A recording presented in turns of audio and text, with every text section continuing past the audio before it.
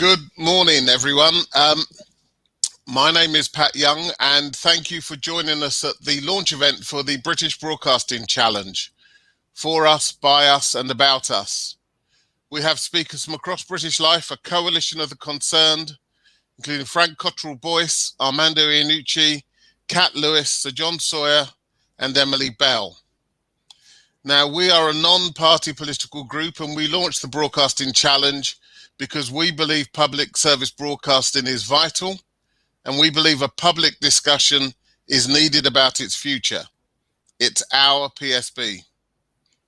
We're lucky in the UK. We have a public service broadcasting framework that is the envy of the world.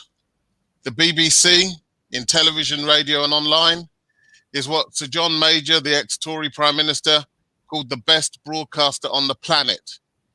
Now, the BBC is the cornerstone, but it cannot operate these days without the entire system it sits within, including the publicly owned Channel 4 and S4C, the agreed content commitments from ITV, Channel 5, Scottish and Ulster televisions, and the obligations placed on all broadcasters licensed in the UK. This ecosystem not only works to ensure fairness and impartiality, but through its uniquely British combination of public and private entities, it covers commitments to children's content, art and religion, original drama and entertainment, and access to all of the nation's top sports events. It ensures both a portrayal of the nations and regions of the UK to themselves and to each other, and also projects British values internationally. Our intellectual property framework has made the UK the home to some of the world's biggest independent production companies and high-end drama productions. But as the pandemic has shown, trusted news and relevant content are our bedrock. Our PSB framework underpins a thriving creative industry sector in the UK. The PSB spending commitments to the UK's nations and regions are boosting local employment and economies, and their commitments to racial diversity in employment and portrayal may be overdue, but they are welcome and hopefully impactful. Programme making rooted in places which is by us, for us and about us is something we can rightly be proud of and we can hope to make better. However, in a fast changing media landscape, this unique ecosystem is under threat from wildcat misinformation and malicious disinformation, which disrupts our shared understanding, which is the basis for shared solutions. From the exponential growth of social media platforms, from global streaming services who make great content but have no obligations to the UK, and potentially even under threat from our government, whether it's failing to properly fund the BBC, seeking to privatise Channel 4, or failing to act promptly to protect the prominence of our PSBs on digital platforms.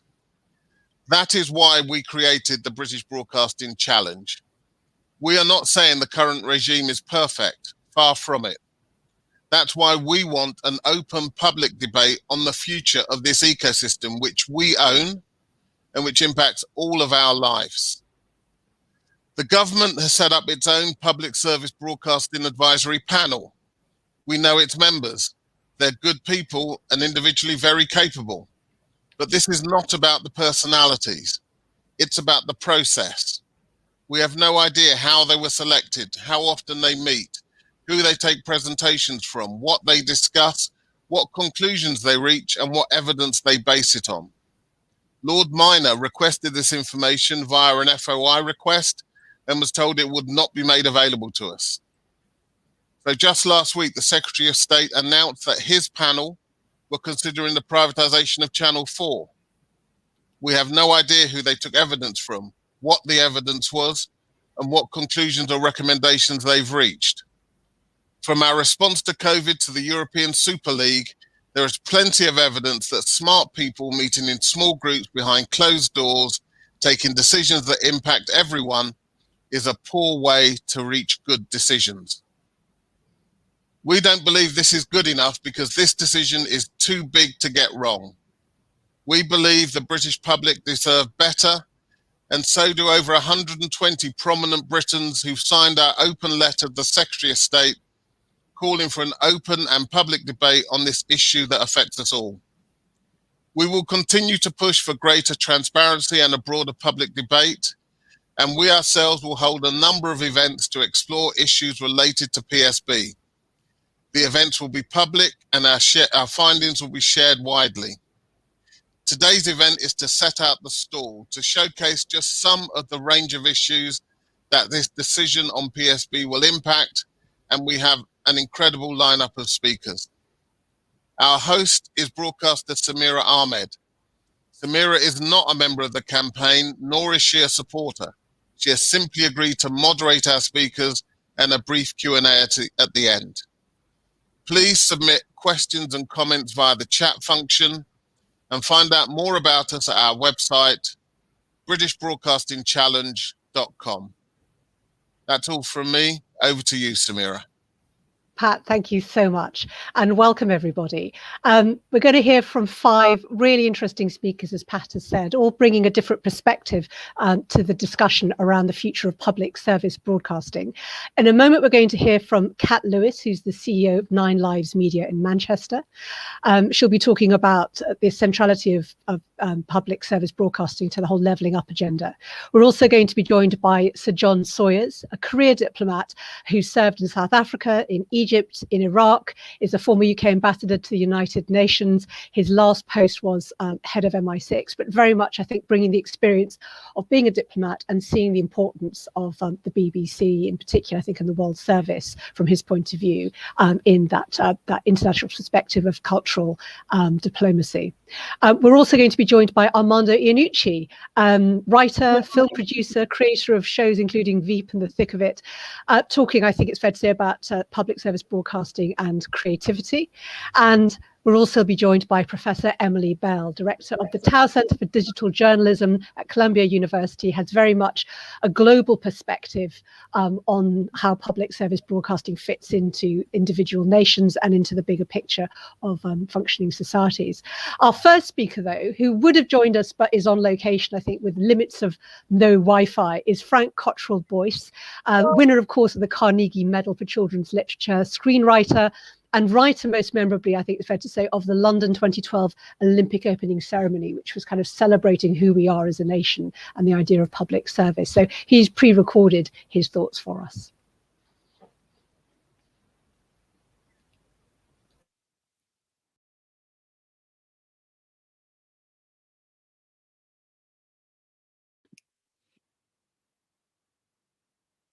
Hi, I'm Frank Cottrell Boyce, and this is my Blue Peter badge.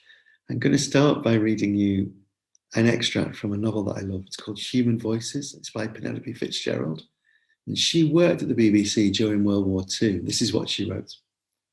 Broadcasting House was dedicated to the strangest project of the war, or of any war.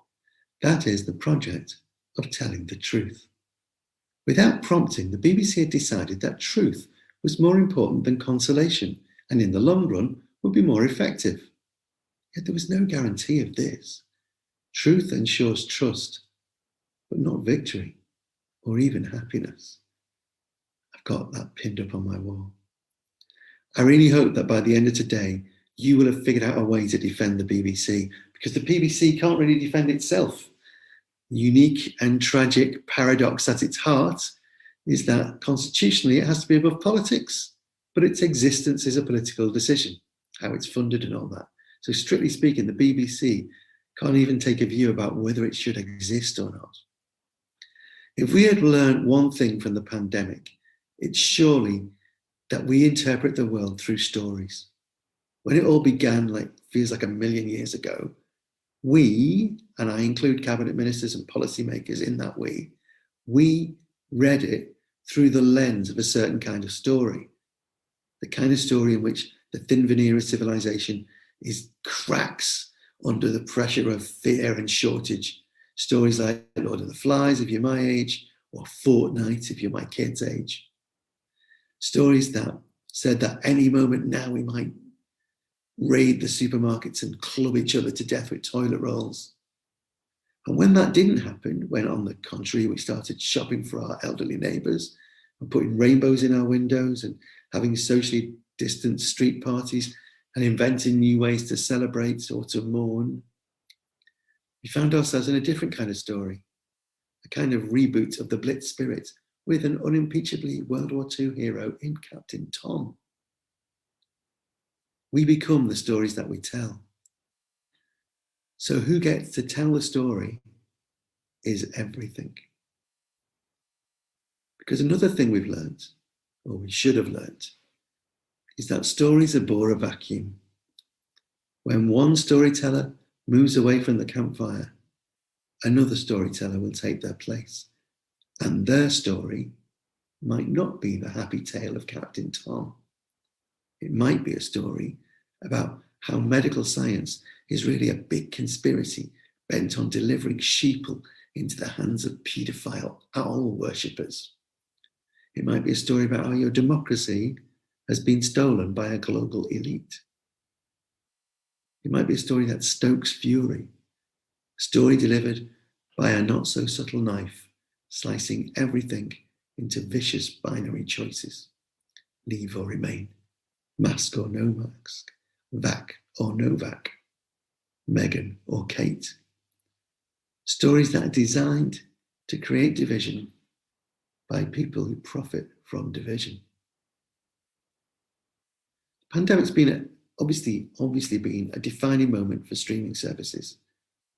The BBC used to have a more or less uncontested reputation for quality drama, but if Netflix and Amazon can do it, why should the BBC? If Sky can do sport, why should the BBC? Because a BBC stripped back to its basic public service remit, which is one of the things that's on the table, that's not the BBC anymore. That's like a country stripped down to its geology. It's not a country anymore.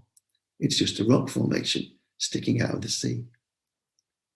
What the BBC does and what these services don't do and can't afford to do is listen to us, speak to us in our voice. And I'm talking here as someone who is very proud to have written a successful film for Netflix and who is frankly chuffed to blast buttons to be working on one for DreamWorks. The DreamWorks film is set in the lovely Galloway town of Kirkcudbright, so I really do know what I'm talking about when I say they don't speak in our accent. Kirkcudbright. Everywhere I go in the world, I see local broadcasters who should be nurturing, cherishing, expressing, expanding local culture, being squeezed to the margin by giant commercial broadcasters, giant global commercial broadcasters. There'll be a lot of complicated and passionate discussion today about why that's bad and how we might be able to arrest it. But I want to say something really simple. I just want to say thank you. The BBC helped make me. I don't mean as a screenwriter, I mean as a human being, as a happy human being. The children's television that I grew up with was wildly innovative and inspiring. And here is the thing that I want to express and emphasize. It was at its most wildly innovative and inspiring, precisely when it was being most public service. I'm talking about Vision On. Vision On was a program designed to give deaf children a chance to enjoy television, but not one moment of that show was in any way pious or worthy or eat your veg. It was exploding with absolutely unhinged creativity. And I'm not using the word inspiring here as a word of praise. I'm using it as a statement of fact.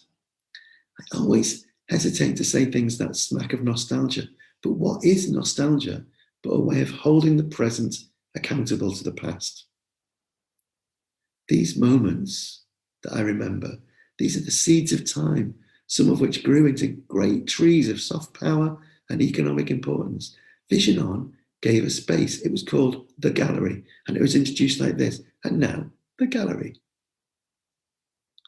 For children like me to exhibit their own work.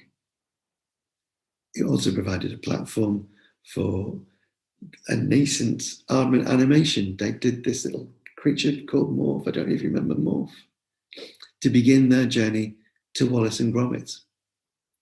Dave Sprockton, I've got a quote from Dave Sprockton, one of the founders of Aardman. He said, "We were lucky enough to have a little contract with the BBC Children's TV We never imagined that it would develop into a major studio of international reputation. The Paddington films, which I insist are the greatest creation of our culture, obviously they've got their roots in Michael Bond's books, but The Bear took his first very little steps towards global domination in a scrappy little stop motion series that was tucked into a slot before the news. This is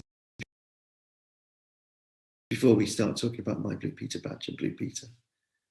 The soft power and financial clout that these things produced are really important, and they're part of the ecology of public service broadcasting, that they lead to these commercial things.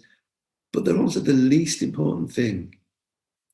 The most important thing is that they were addressed to us, and that through them, it felt as though the nation was turning towards us as children, saying, this is yours, come on in, put something in the gallery. There was a space for us in there, and shared memories were created.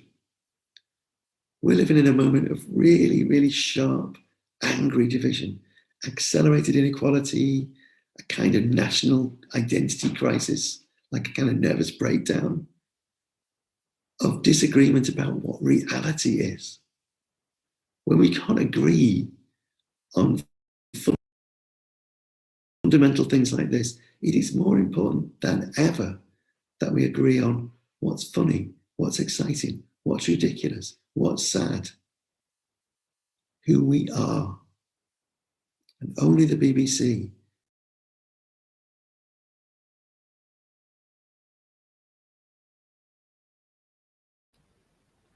Frank Cottrell Boyce, and I think while it may have been a coincidence that the picture was frozen, I think listening to his words has been actually really powerful. And just know that we're going to put the whole of the video kind of working properly up on the Twitter profile and on the website, so you'll be able to watch it in full. So I think we just kind of clipped the end there. But I think his kind of final thoughts was very much about the importance of going forward with the concept of public service broadcasting. All our other speakers are very much here and able to take questions as well. So I'll introduce each of them in turn. They'll make their presentation and I'll hopefully do a couple of follow-ups. Do bear in mind you could submit your comments and questions using the kind of comment stream, and then we'll look through them and I'll take questions from them to put to our guests in the 15 minutes or so we have at the end.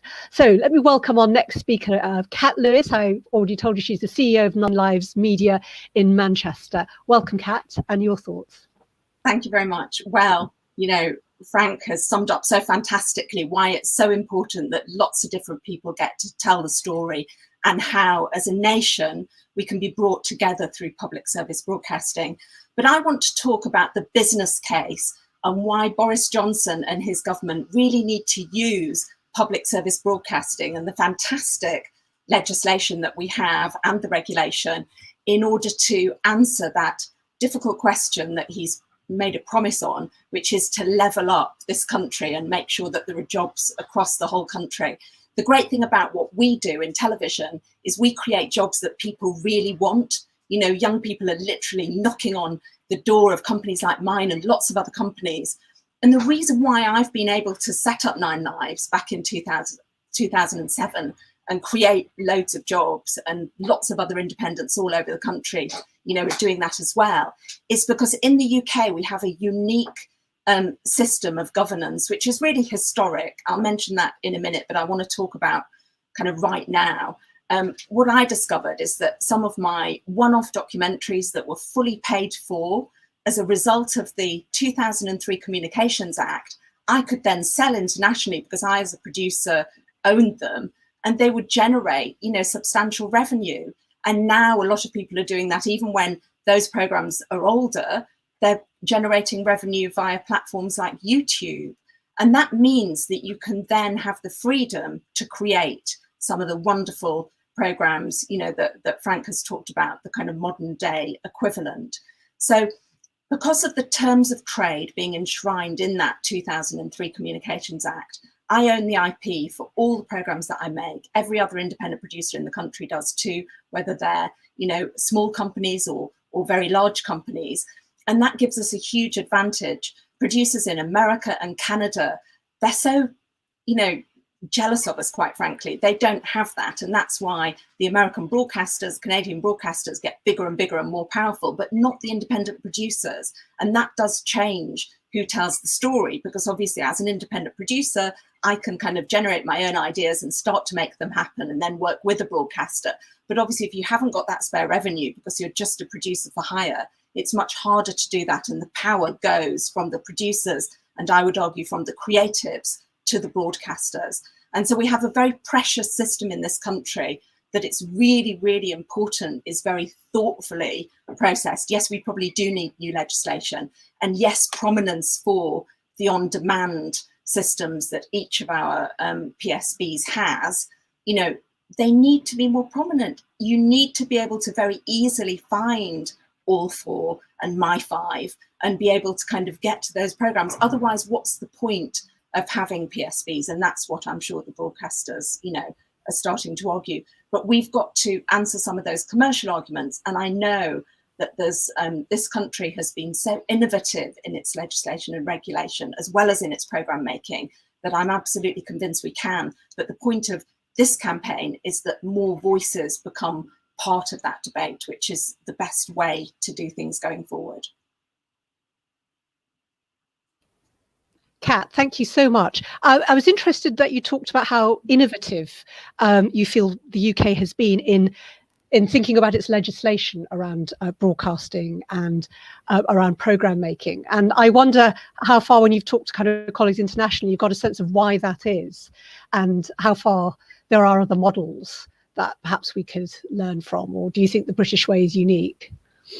I think some other countries are making at the moment. Australia's just brought in some world-beating legislation, which is to force Facebook to pay towards news content, which I think is incredibly important. I think YouTube's model of 50-50 ad revenue is one that really a lot of those other platforms should take on board, because if you starve the creators either of news or of fantastic children's programs or any other kind of content, if you starve the creators of money, then obviously it becomes very difficult, you know, for your platform just to benefit from their journalism or their creativity without, and take all the ad revenue and not give anything back. So I think Australia's leading the way there. But what's really interesting is, for example, in France, you can only work in television if you live in Paris, which is a massive barrier for many, many people. And it means that, you know, obviously there's the language that we benefit from as well, but Britain is second only to America in terms of selling our programs internationally, particularly our formats. And that's because back in the 50s, the government decided, instead of creating its first commercial channel in London, ITV, they would actually create this system of franchises across the country, which was just fantastic and meant that companies like Granada here in Manchester were able to lead the way and become a kind of world-beating company. Now, obviously, things had to evolve and, you know, the legislation around that changed. But that's why kind of now the importance of making programs outside London, which the BBC keep emphasising, Channel 4 keep emphasising, to make up for, you know, the loss of those ITV franchises is increasingly important. And I would be heartbroken if ITV stopped making programs outside London. I'm looking out at their building now across the other side of Media City. Coronation Street wouldn't have existed if it hadn't been for that clever legislation the government brought in the 1950s of making television outside London.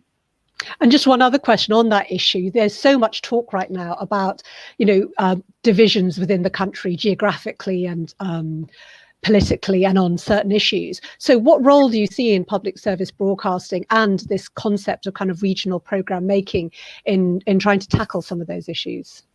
I think it's incredibly important that Breakfast News, which is still winning in the ratings war, is up here, made from Media City. And that means that a whole range of experts are used on that programme that aren't just all from London or nearby London. You know, school children are regularly interviewed who are from, you know, this area, Greater Manchester and across the north, rather than, you know, from London. And so it's just people feeling that they've got access, that they're not just being dominated by a Westminster-driven capital city, you know, we're much stronger, you know, as a country, with having a lot of cities that are big and thriving and creating jobs. And here, since Media City began 10 years ago, there's 70 times more digital and creative businesses. That's just businesses, you know, and there are 7,000 jobs. So this is one of the most successful regeneration projects in the whole of Europe. And that's because it had the BBC at the heart of it. Kat, thank you so much. Kat Lewis, we'll be talking to you again a bit later. Let me introduce our next speaker, which is Sir John Sawyers, a career diplomat, very much experiencing the BBC from around the world and how it's perceived. Welcome to you, Sir John, and over to you. Thank you, Samira, and it's great to be part of this diverse and eclectic group, united in a common cause. My experience of public service broadcasting is really through the BBC around the world. I remember as a young diplomat in Damascus in 1982, we used to listen to the BBC every hour when things were moving fast, and there was a vivid recollection of the unfolding news of the massacres in the Sabra and Shatila refugee camps in Palestinian camps outside Beirut during the time when Lebanon was at war with the Israelis having laid siege to the capital. And I remember listening to that unfolding ghastly news story, and I went out for a breath of fresh air and a walk around the district of Damascus where we lived, and I realized that virtually every little shop had the BBC World Service in Arabic on and were listening to the same broadcasts. The people there didn't have confidence, not surprisingly, in their own national broadcaster, and what they tuned into was the BBC Arabic service to find out what was happening in this unfolding tragedy. And that became a sort of theme, really, of my experiences through the 1980s, working in London and seeing the changes in Central and Eastern Europe, where again we heard after the collapse of the Berlin Wall and the end of communism, just how the educated people who were striving for change under communism depended upon the BBC in their own languages for news and analysis and objectivity. I saw it also in South Africa at the end of apartheid, where again the various mixed race communities and the black community were unable to depend upon reliable news except upon what they heard from the BBC. And that was a vivid experience in the 1980s. And I came to realize that people tuned into the BBC and that was their first experience of Britain. And when I, as a young diplomat, would go to townships in South Africa or refugee camps in the Middle East, that it was the BBC that they associated me with. And it was the values of the BBC of objectivity and analysis and truth-seeking, which was really important to them and gave them that sense that Britain was a place to look up to and admire and respect. But it's not just the 1980s, it's carried on all the way through. I remember when we were negotiating with Iran over their nuclear program in the 2000s, and a negotiation started by us and the French and the Germans, it was quite clear that the Iranians Iranian people were in tension with their regime, with the authorities, and wanted to move for change. And I was a political director in the Foreign Office at the time, and Jack Straw was Foreign Secretary. He didn't need much persuasion, but he fully agreed that that we should invest what money was available for the BBC into a new Farsi language TV service, which started in 2009, a couple of years later, and became immensely popular in Iran. And it helped bring out strong support for moderate candidates in the presidential election in 2009, which the regime ended up overthrowing and reversing. It had, I think, a direct political impact in inspiring people who wanted a fairer and more open society to do so. And in the modern day world, we see in Russia and China, and I'm sure in Russia and China, we see regimes that are trying to suppress free information and try to close down access to the BBC wherever they can. And I'm quite sure that in Gaza and Jerusalem over the last 2 weeks, and including today, people will be turning to the BBC again in their own language to find out what is going on, what hope there might be for an end to the ghastly violence. Now, the government's not been bad to the BBC World Service and international television services. There's been extra funding, and they've been diversifying the work and funding investigative journalism and increasing the number of languages that BBC broadcasts in. But I would just leave you with the thought that we've got strong international institutions in this country. We have brilliant armed forces, we've got able diplomats and intelligence officers, we've got excellent aid workers and British Council around the world. But above all, it's the BBC that makes the impact for Britain in the world, and that is something which must be really treasured and valued. So John, thank you. Again, just so I can follow up with you, I suppose there might be people watching this saying, well, the World Service isn't under threat. There has been over the years, specific funding put in place for exactly the kind of stuff you've been talking about. So why should there be a concern about that? Maybe it's just domestically public service broadcasting and its domestic funding is a different deal. Well, I think the World Service it operates from the springboard of the BBC in the UK. The BBC is evolved over time, of course, and it's got an integrated news effort. So there's a head of BBC News, which is at the centre of the web, and it's that structure and the resources of the BBC as a whole, and the secure environment they have as independent broadcasters here in the UK, which enables them to project around the world. And if the values of the BBC at home are in any way compromised, then there's no way that can be sustained and projected overseas. And my only other question would be, because internationally aspects of the BBC operate commercially, does that create any tension? Because one of the issues that is raised is, well, the BBC could be operating more as a market player, and to some extent it does. It takes adverts on its World Service television channel, for example. Are you? Yes, so those would say that the BBC could be doing more commercially and be less reliant, and while still maintaining that soft power.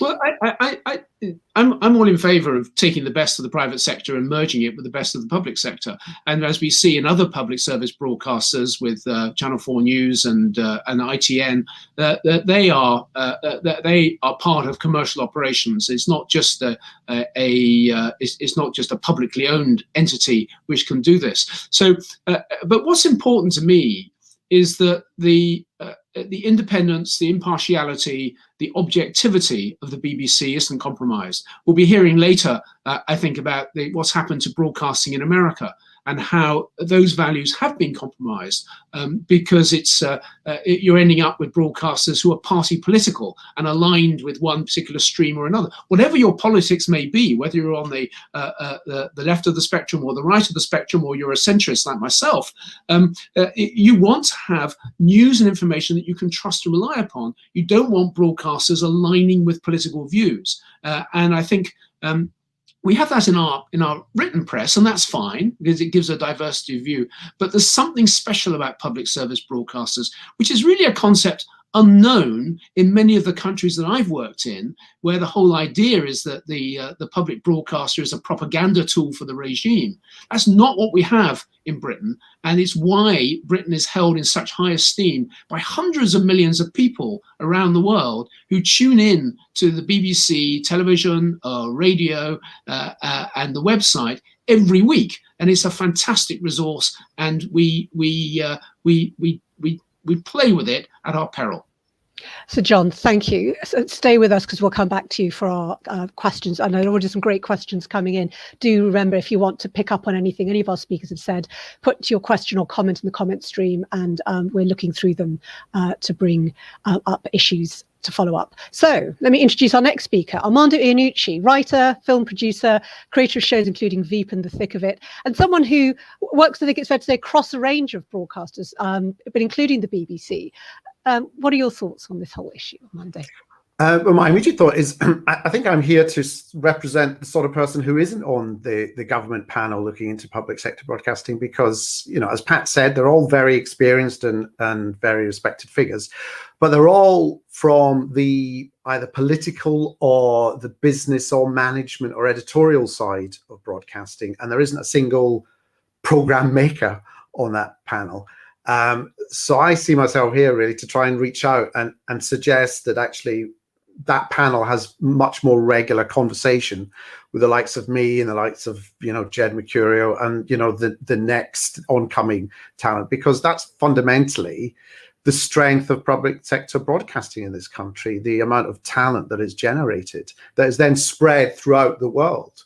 The number of people that you see on American television picking up Emmys, the number of British actors, the number of British writers and producers, it's extraordinary. And it's this level of impact that public sector, public service broadcasting in this country has had across the world that I think makes it unique in the world, and not the sort of thing we should be trying to limit. I mean, I owe absolutely everything to the BBC and to Channel 4. Everything I know, really.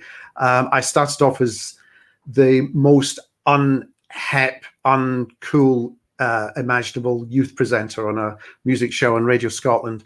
But I very soon became a radio producer for radio comedy on Radio 4 and Radio 2.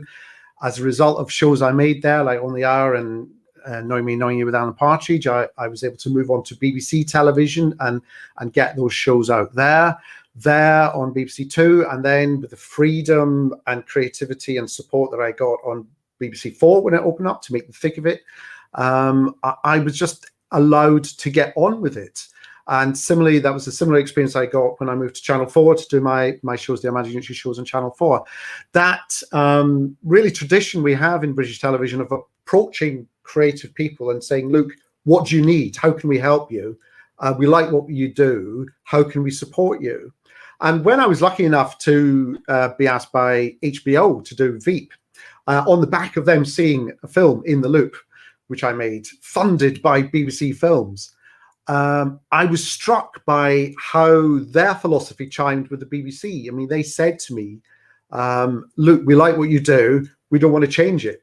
They were great admirers of the BBC and the whole British public broadcasting, public service broadcasting tradition, really. They wanted to approach program makers and creatives and give them that support and that kind of infrastructure, but say, look, we want you to take the risks. We want you to feel independent. We are there to make it happen for you.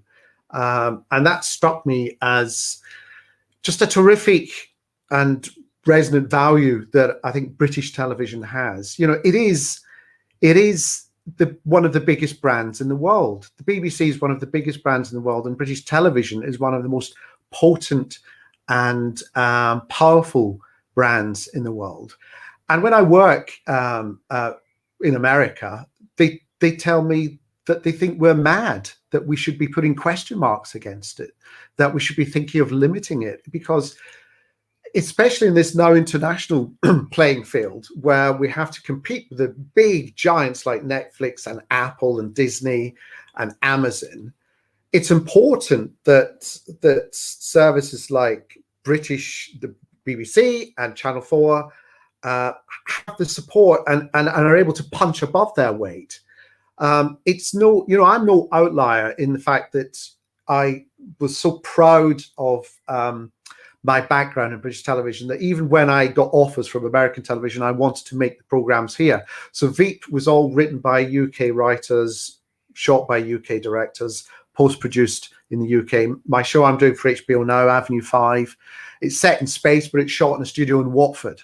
You know, the American cast come here, the American executives come here. We write it and direct it and put it together here. I think as a result of myself and people like Charlie Brooker, insisting that though we're doing international shows, they have to be made in this British public service ecosystem. As a result of doing that, we've actually alerted America to how valuable and effective our our talents and services are here in the UK. As a result of which, most studios now are fully booked for the next 3 or 4 years making stuff for international audiences. Every superhero movie, every Star Wars film, the Game of Thrones, one of the biggest television shows in the world, was all made in the UK. And that's not a surprise. It's because over the years we've built up this tradition of nurturing talent and supporting talent and protecting talent.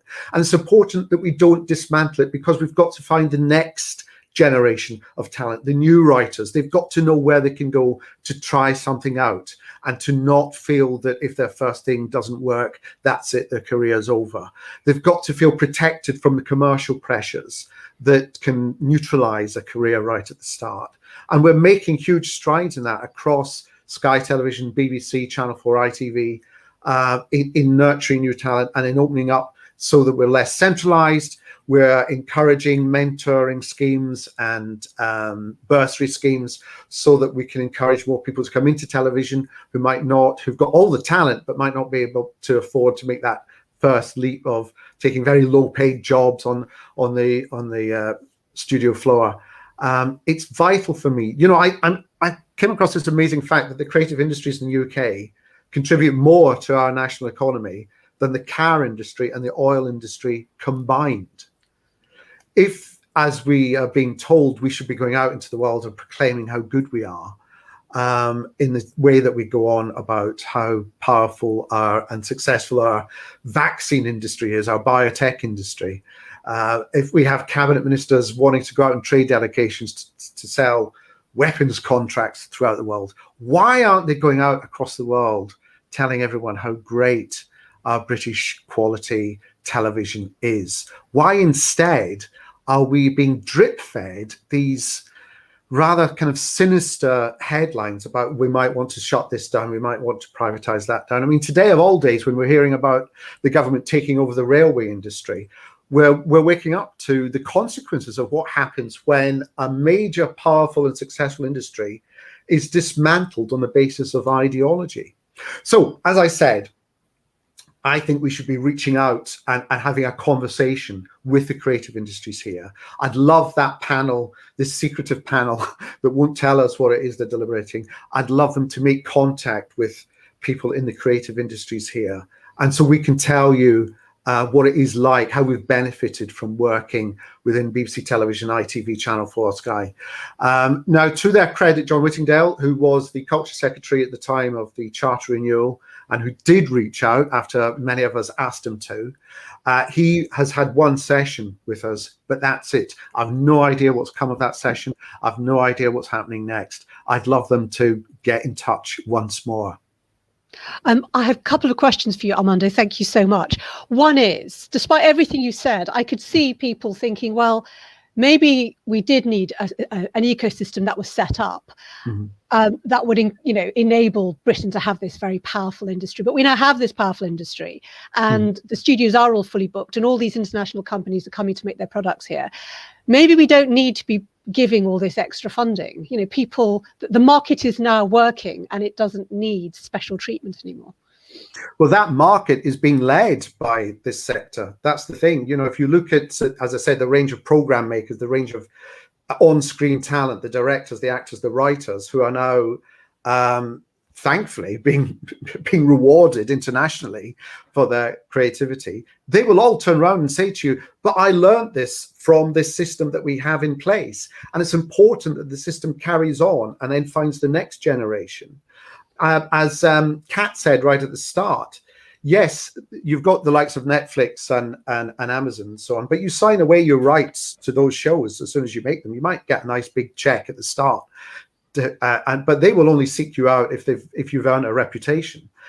They will only take that risk if they think actually it's a bit of a no-brainer because this person has done X, Y, and Z and that's been successful. So let's ask them to do the next product. But with us, you know, where is the next X, Y, and Z going to come from? Where are they going to learn their craft? Where are they going to be allowed to take their risks? You know, there are things like Black Mirror that started off in Channel 4. There are things like Top Boy that started off in Channel 4. They're now big international hits. But the fact is, they started off within the public service broadcasting tradition not that long ago. And one other question for you, Amanda, which is, you talked about ideology, and you gave the example of the rail industry, which was privatized, and actually by coincidence this morning there's a huge government it looks like an aspect, a kind of nationalization, I think it's fair to say at first glance. What's your view on ideology, as far as you feel you can comment? As you'll know, there's been a lot of stuff said in the public domain about comedy, for example, being problematic. Is this something different? I mean, there've always been issues, haven't there, about oh, absolutely. But as anyone being accused of political bias. It's it's become a British tradition, really, for the BBC to be criticised by whichever government is in power, whether it's on the left or on the right, really. My argument is that you might as well, the government, I'm sure, will accuse the BBC of having a left bias, but if I look at some of the prominent figures within the BBC, and Nick Robinson was a young conservative. Jeremy Paxman, when he left the BBC, admitted that he's a kind of old-fashioned Tory. We have the likes of Andrew Neil, who was prominent on the BBC, but who was then very close to the Murdoch organisation. It's not about what are these people's private political beliefs. The question is, are they professional? You would expect within the news and in journalism, and especially political coverage, you'd expect people in political coverage to have an enthusiasm for politics. It would be weird if the people who ran the political coverage on the BBC had no interest whatsoever in politics. So naturally, in their past, they're going to have had support for one party or the other, one side or the other. But the question is, how objective and how impartial are they? How professional are they at their job?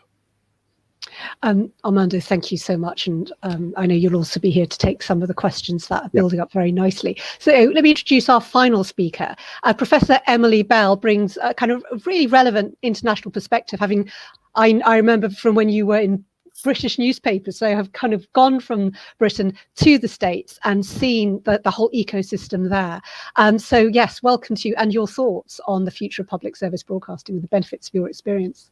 Yeah, thanks very much indeed, Samira. It's quite early here in New York, so I'm going to keep it relatively short, and also because we want to get to the questions. But this is the second time that I've been asked to talk about public service structures in the last few weeks, and the first time was to a congressional committee in America, where the lawmakers want to know what went wrong.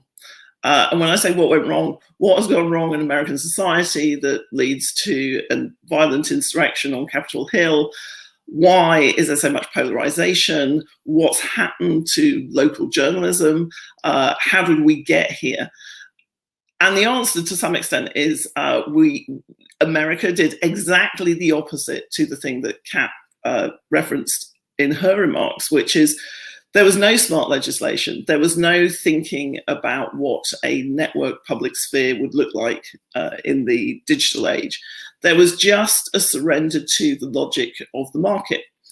And what we've seen in America is that if you deregulate over 40 years, it's been a 40-year arc of gradually rolling back all regulations around media ownership, around presentation of news material, and the market decides. And what the market has decided is that big wins, Silicon Valley becomes ever more powerful and wealthy, and local communities are completely starved of basic news and information services. There are no jobs for journalists that come from communities, that represent communities, that are like the communities they come from. And there are no structures, there's no smart legislation to ensure infrastructure. And infrastructure is democracy, and communications infrastructure in particular is democracy.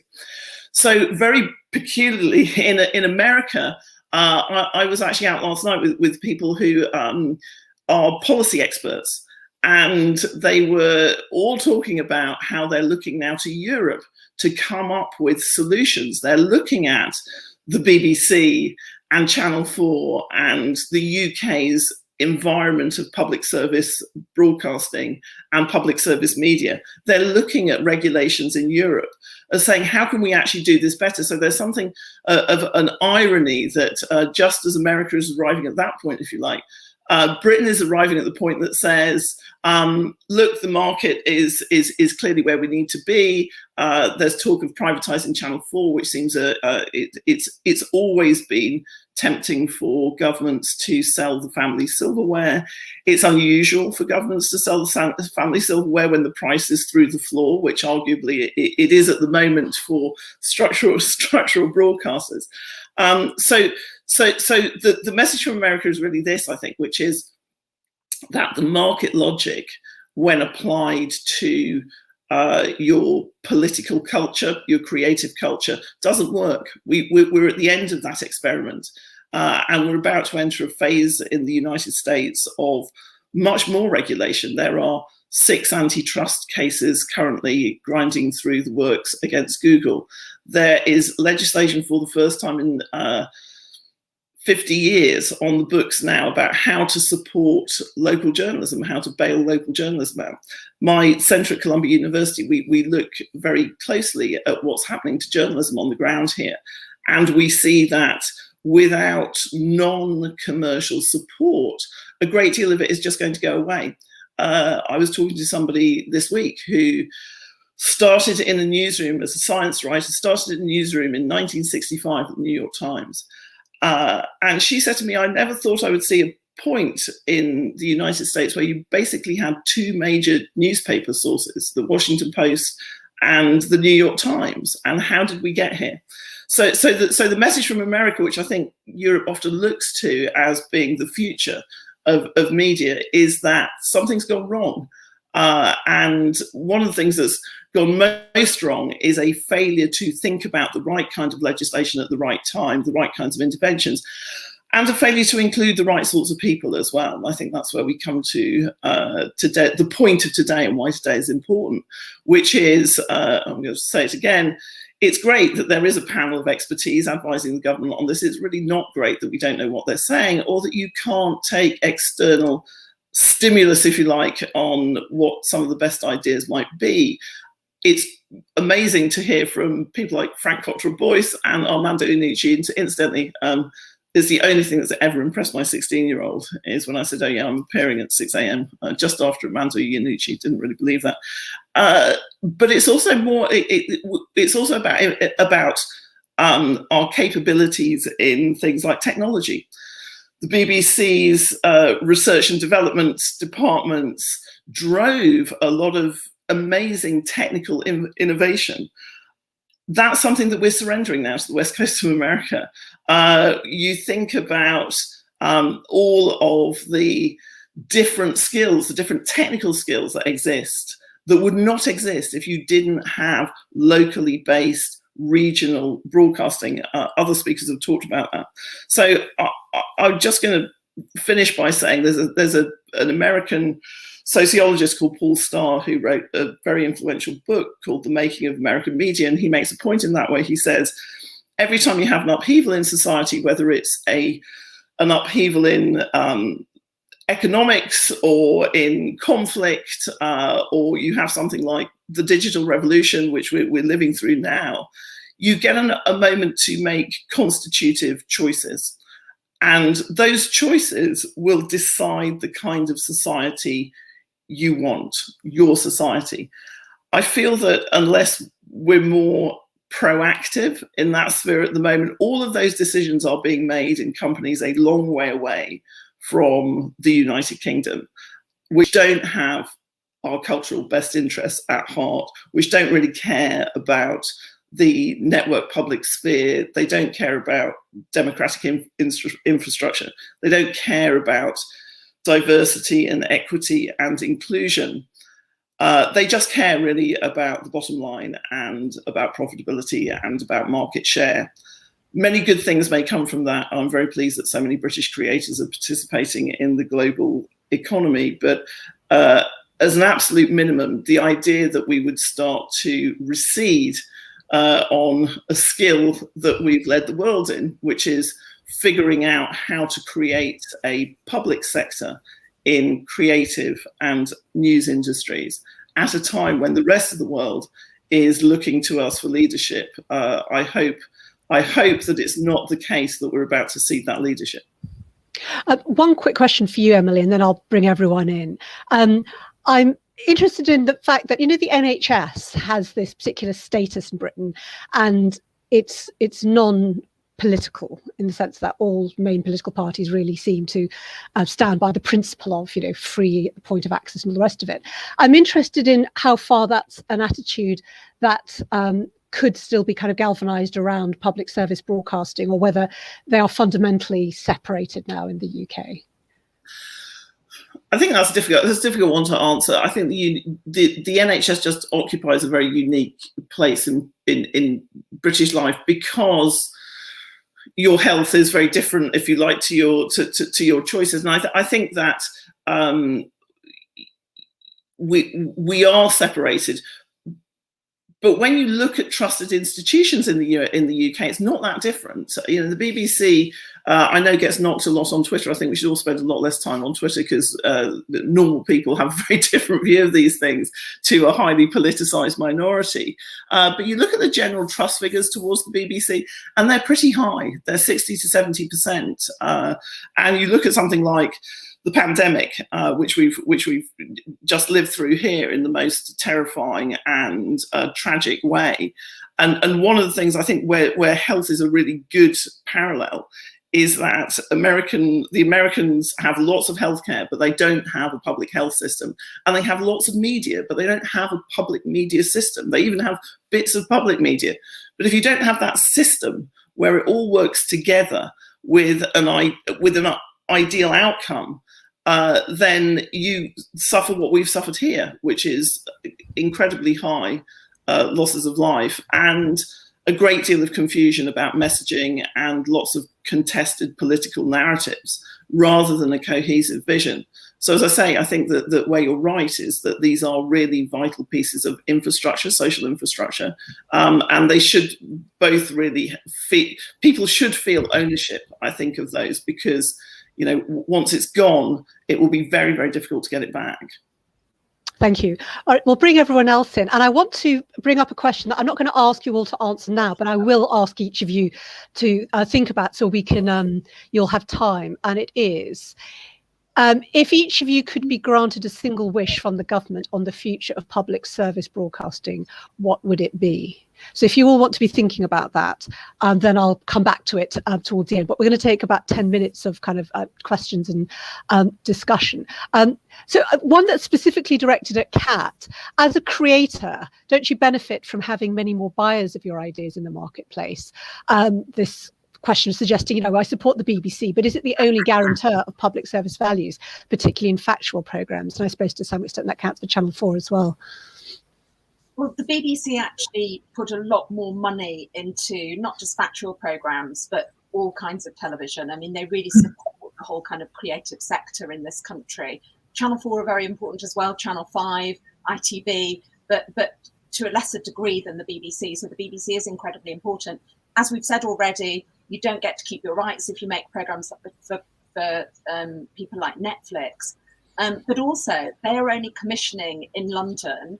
And, you know, they're commissioning people, not companies like mine, but people with a very, you know, long-standing high profile reputation. So it would be incredibly difficult if the BBC, you know, who've created most of the jobs outside London in television, were kind of forced to cut back in the way that sometimes at times Boris has suggested.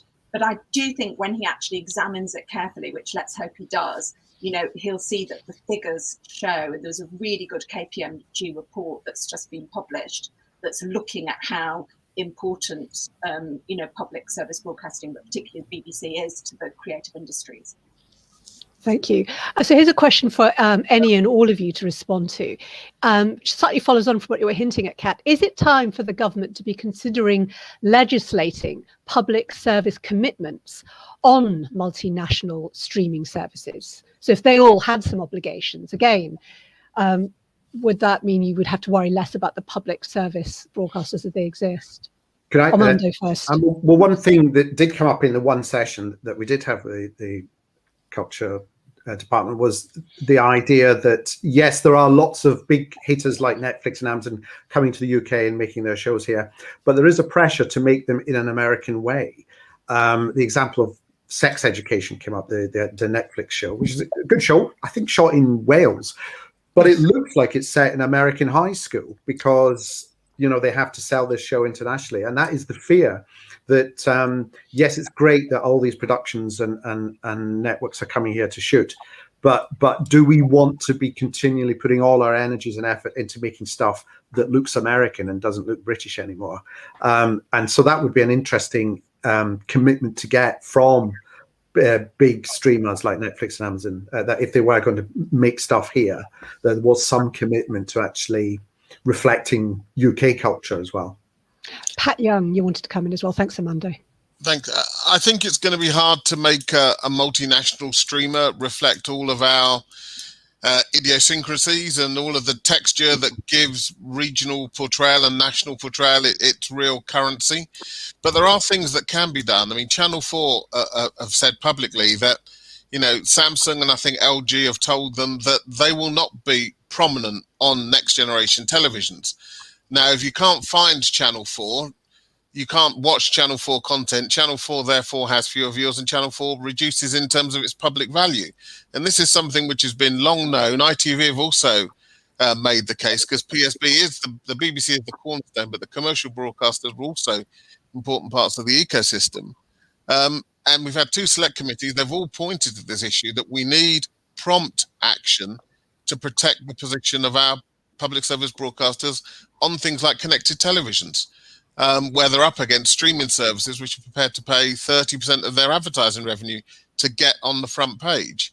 Well, if we're going to do that, that's money that comes out of programs. So we do need action, and there are things that can be done legislatively on these big global tech companies. Emily, you were nodding. Did you want to come in there as well? No, I was just really agreeing that I think, you know, the algorithmically determined future or present that we're living in does mean that not only, as Pat says, do you need intervention really to make sure that you get due prominence, but also don't forget that a lot of this data is extractive. So the habits and, if you like, sort of patterns of behaviour of UK audiences, they're not really available to us in the same way that they used to be. They're all locked up on the servers of these giant technology companies. And we don't have any legislation in the UK which gives us access to that either.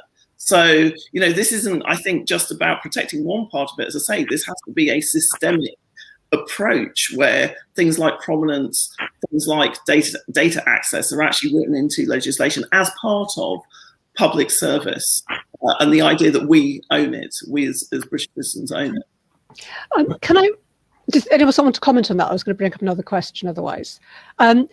Question about the regulatory climate. It's sort of a comment that's come in, which is referring back to Kat's important point on the visibility of public service broadcasters online. Ofcom, important role to play here. I mean, the future of Ofcom is much debated at the moment, and I wonder if any of you have thoughts about its role in helping to establish what the healthy norm should be and the future of public service broadcasting. Who wants to dive in? I'm happy to jump in. Kat. I mean, Ofcom have done, you know, a really good job, particularly in recent years.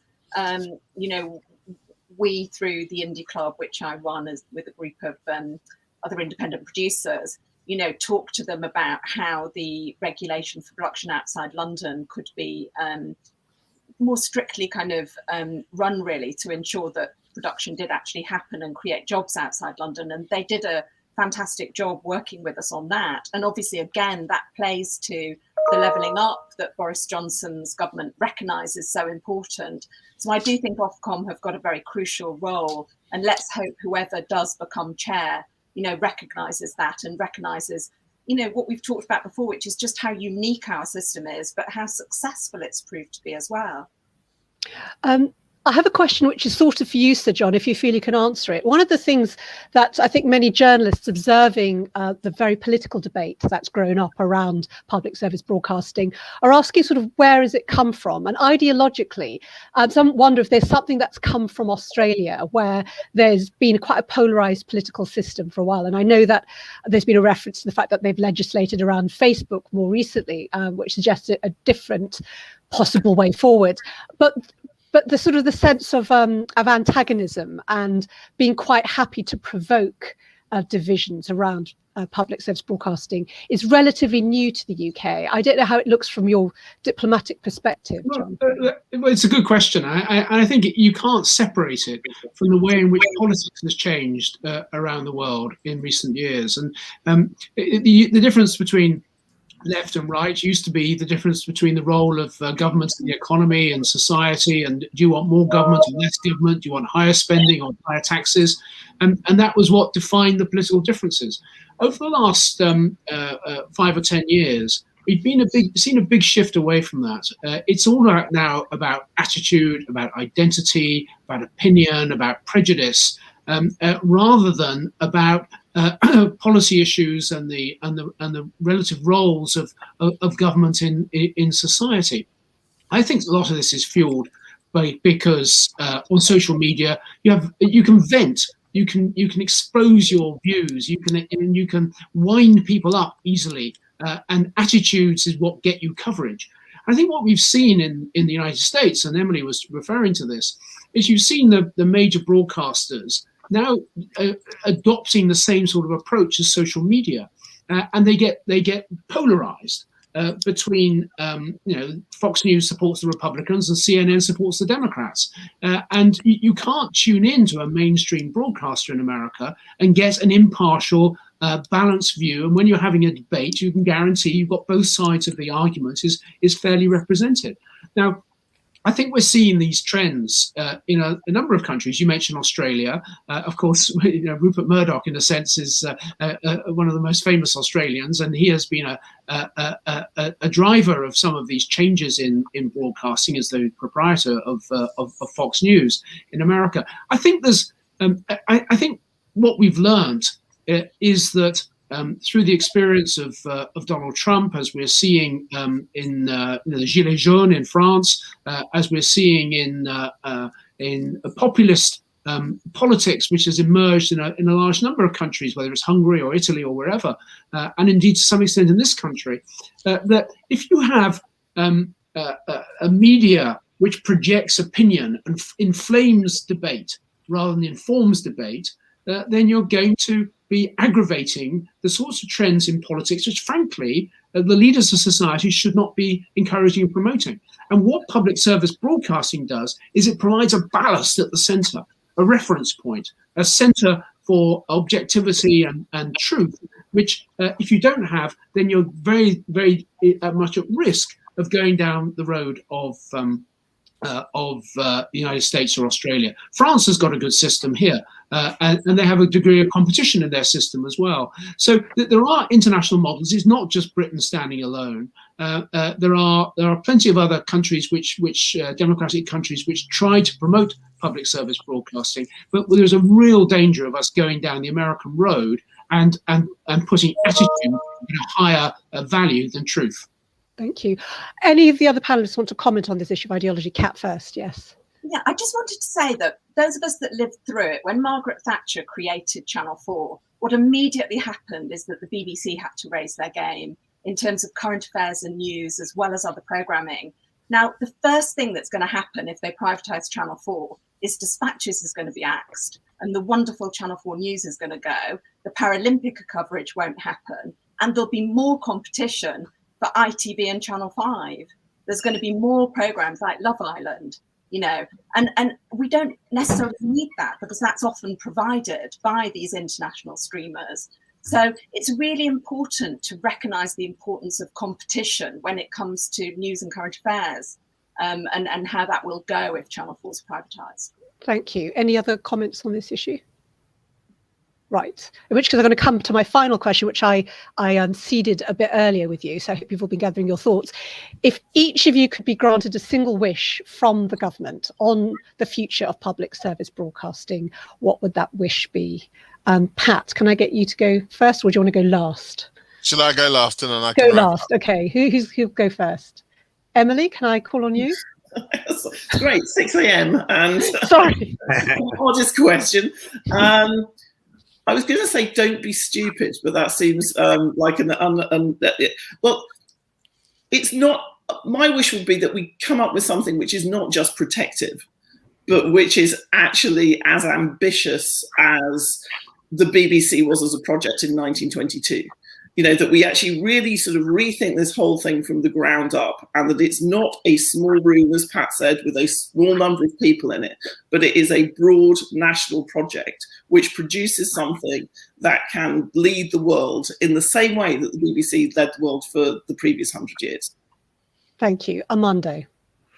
Yeah, I mean, I agree. It's my wish for them to turn the dial from negative to positive, really. You know, imagine the moment somebody in government said, do you know what, I think we should have a little look into the vaccine industry. Quietly, we won't tell everyone what we're doing, but let's just see if it's fit for purpose. What would that do for the confidence of the vaccine industry? But that's what's happening. This constant questioning and uncertainty is meaning that people don't know whether to invest in British television or not, because there's this question mark over what it's going to be in 2 or 3 years' time. So I would hope that instead they would say, look, this is our support. This is our support for public service television, and it's positive support. We want you to flourish. We want you to go out into the world and make as much money as you like, as long as you put it back into program making in the UK. And if you do that, we'll leave you alone. Thank you. Kat. Well, the Communications Act is nearly 18 years old. So yes, that legislation needs to be looked at, but don't throw the baby out with the bathwater. Allow us to keep our terms of trade, recognise how important that act was, but please, please, please, and people have been asking for years for this, make the public service broadcasters, or public service media as we're now calling them, make them prominent on all the new smart TVs and on systems like Sky and Virgin and the rest of them. So John. I would urge the government to properly understand the role that the BBC plays in projecting Britain in the world, and the centrality in that of trust. And that trust comes from the values of the public service broadcasters. And if we compromise that at home, then the impact of Britain will be compromised abroad. And I think the benefits that we have in the world, we can preserve and project those benefits back into the UK by ensuring that the essence of public service broadcasting is maintained. Thank you so much. And Pat Young, your thoughts on this in closing? In closing, I would say be ambitious, but understand that it's an ecosystem, and it's a very delicate ecosystem. The two lead actors of Bridgerton were stars on Waterloo Road, a not very well watched drama that was on BBC One. We all start somewhere, and most people who've made it big in media have started at a PSB somewhere in the UK. So be ambitious and be open. People want to help you. We want to engage in this debate. We want a bigger debate. And that would be my wish. Thank you. In terms of the discussion part, I think I've finished my job. So I don't know if you want to close the whole event. Pat, I'll certainly say thank you to all the panelists, including Frank Cottrell-Boyce, who we heard from at the start. So first of all, thank you to all the panelists. If you want to know more, you can check our website, which is BritishBroadcastingChallenge.com. On there, you'll find a list of future events. Yeah, don't give up hope. You know, this is our public service broadcasting system. It belongs to us. We have a right to be involved in its future. Well said. Good luck. Good luck. Right, that's it. Thank you. Goodbye. Goodbye. Thank you.